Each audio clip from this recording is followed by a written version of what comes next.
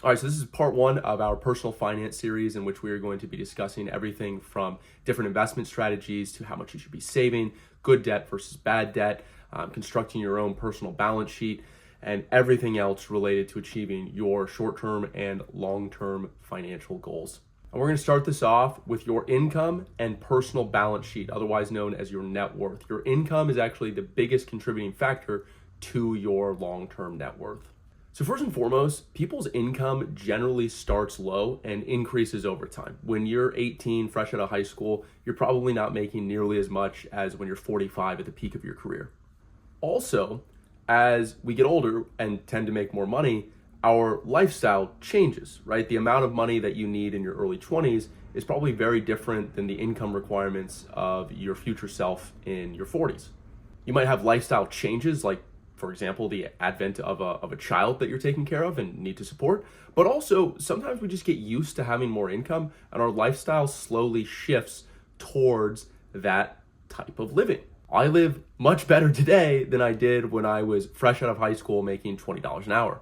That said, in the really later years of your retirement, when you're 80, 90 years old, your life's going to slow down tremendously. You're not going to be able to afford to travel as much. In fact, in a lot of cases, you're probably going to be making trips to the grocery store at most out of your home, right? You're just going to have a simpler, easier lifestyle as you slow down and don't have the energy to do all of the things you were doing in the earlier parts of your life. Someone in their early 20s can actually afford to save a very small percentage of their income and still replace their income in retirement adjusted for inflation because they have the power of compounding behind them and a long runway. On the other hand, someone who's in their 40s and 50s who wants to replace their income today in retirement has a much shorter runway and therefore must save substantially more money on a month-to-month basis as a percentage of their income to replace that income in retirement. And so when I present these numbers, keep in mind that depending on your specific circumstances, depending on where you think you're going to be, you can kind of adjust these up and down. But generally speaking, assuming you start saving in your early 20s, you could allocate, call it 15 to 20% of your gross income every year to investments, and you'll be just fine for retirement. You'll be able to replace that income in retirement, no problem. If you're in your 30s to 40s, you're going to want to save somewhere in the neighborhood about 20 to 25%.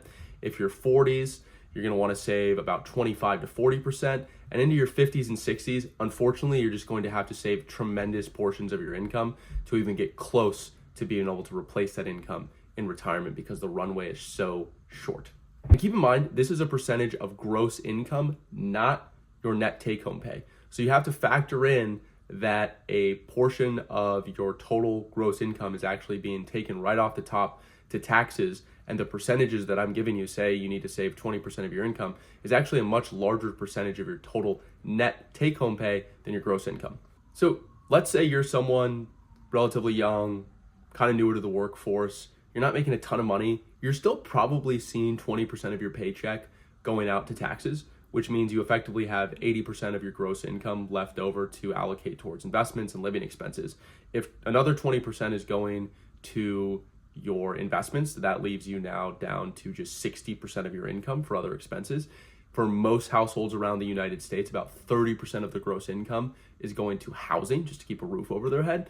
So you're down now to about 30% of your total income for everything else. That means for discretionary spending, for your car, for your insurance, for everything that makes up your life. And what I'm trying to articulate is that just doesn't give you a whole lot of room to spend frivolously. Unless, of course, you're making a lot of money.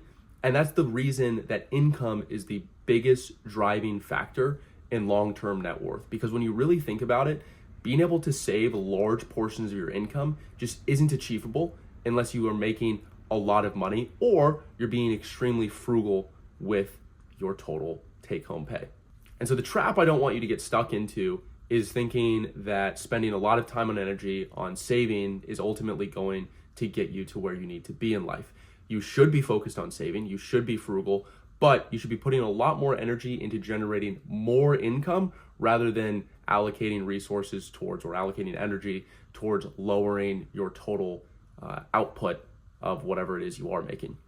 Because at the end of the day, you can increase your income to literally any amount, right? There's no limit on how much income you can generate. However, there's only so much money you can save. There's only so many expenses that you can cut out of your life.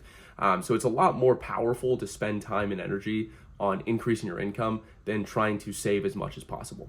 And the same rule applies for investing. I think often people get so caught up in the returns that they're generating. They want to spend more time and energy on allocating their resources better to get a slightly higher return, be that 1%, 2%, 3%. And again, ultimately, this is having a much smaller impact than if you increased your income $10,000 or $50,000 or $100,000, right? That has a much more drastic impact on your total long-term net worth than getting a couple of extra percentage points from a return perspective or saving a little bit higher percentage of your income. Increasing your income is the number one way to increase your net worth long term. All right, the next thing to talk about is your personal balance sheet, which is simply the assets that you hold minus the liabilities that you have. So assets are simply things that you own that have value. That could be retirement accounts, savings accounts, brokerage accounts. That could even be cars and boats that you own, real estate. Really anything that you can assign a dollar value to that you own is an asset. On the other side of your balance sheet are liabilities. These are amounts of money that you owe. For example, this could be college debt, this could be mortgage, this could be credit card debt. And your goal long term is simply to have substantially more assets than liabilities. Here's an important caveat though. On the liability side, there's both good and bad liabilities. Not every liability is necessarily something that you want to strip off your balance sheet as quickly as possible. So how do you determine whether or not the debt or liability is a good debt or bad debt? Well, a lot of it comes down to what that debt is tied to and the interest rate, if any, that is tied to that particular debt. For example, a mortgage is usually tied to an appreciating asset, which is substantially better than, say, consumer debt or credit card debt that isn't tied to anything.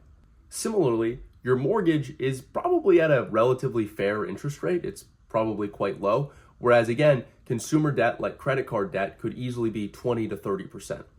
And before you even think about establishing assets on your balance sheet, you should seriously consider lowering bad debt or removing bad liabilities. What I consider a bad liability is to, number one, generally be anything in which you're paying more than 8% on. Now, if you're watching this number far into the future, that 8% could be adjusted slightly higher or lower depending on the prevailing interest rate. But today, in early part of 2026, anything much above 8%, you should really consider as a bad debt, even if it's tied to an asset. The reason I use 8% is because anything much past 8% gets into the realm of returns that are difficult to achieve. Good debt, on the other hand, say like a 4% mortgage against a piece of real estate, is beneficial in that you could simply allocate the money that you would use to pay down that debt towards other assets that could appreciate at a higher rate than 4% and arbitrage the difference. There's absolutely no reason to pay down your mortgage early if it's only a couple of percentage points, because you could use the money that you would otherwise be using to pay down that debt to invest elsewhere, say like the stock market or bonds that might be paying a higher return in aggregate, say 5 to 15%. Why would you ever want to pay down an interest rate at 3 or 4% when that money could be used elsewhere earning a higher rate of return? And this is really the crux of good debt versus bad debt, is making the determination as to whether or not you should be allocating income towards the asset part of your balance sheet or whether or not you should be using it to pay down debt on your balance sheet. If that debt is good debt, then you're going to want to pay the minimum and allocate the rest towards investments. If it's bad debt, you're going to want to pay down that debt as quickly as possible. Low interest rate educational debt and mortgage debt is usually good debt. On the flip side, consumer debt or high interest rate educational debt is generally bad debt or bad liabilities on your balance sheet. And as you increase your net worth, increase your overall credit score, as you just become a more financially fluent person over time, you'll notice that there will be numerous opportunities in your life to access good debt. And what you do with that good debt is extremely important. And so in the pursuit of increasing your net worth, in a lot of cases, it does not come down to decreasing your liabilities as much as possible, but rather increasing your total assets relative to those liabilities as much as possible. The capital that you would use to pay down a liability is an asset on your balance sheet. So you're simply removing it as an asset, but also removing that liability. Your net worth hasn't changed in that case. So in many cases, it's advantageous to keep it as an asset, keep the liability, but let that asset grow at a faster pace than the liability is growing.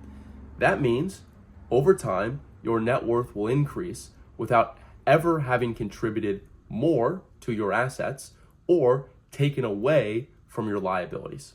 And as I mentioned earlier, income is often the number one contributing factor in your total net worth, and using that income towards assets that are generating higher rates of return is often far more advantageous than putting it towards the liabilities that are generating low interest rates relative to the rates you could be achieving on your assets. And I think with all of that, we've kind of exhausted how you should be looking at your income, how you should be saving, and how you should be considering bad debt versus good debt. What we're going to want to focus on next is how you should be allocating resources towards the asset portion of your balance sheet, how you should be investing for your future.